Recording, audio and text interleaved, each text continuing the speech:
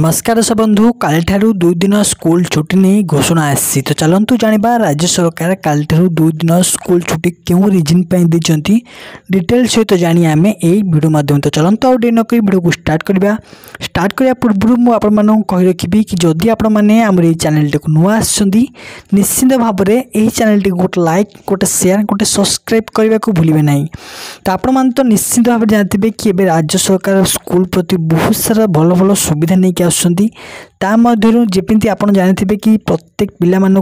षष्ठ रु अष्टम श्रेणी पिला साइकिल जोगी देछि ता सहित नुआ ड्रेस जोगी देछि ता सहित एबे आउ एक पदक्षेप बड़ पदक्षेप आसीना कौन प्रत्येक स्कूल कॉलेज रे श्री शक्ति कार्यानुष्ठान करा माने जेकोसी जी अभियोग कर प्रथमे सेठारे आपनकर अभियोग शुणा तार पुणी सी इमिडिएटली रिएक्शन बोली राज्य सरकार प्रतिश्रुति देती।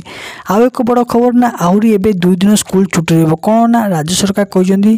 वर्षार मौसम को देखी जदि स्कूल 2 दिन छुट्टी दि जापे एपर्यंत डिक्लेयर होना छुट्टी दिज्व कि ना जदि दिगला मुझे निश्चित भाव में जनइबी यही वीडियो माध्यम रोचे। जय जगन्नाथ।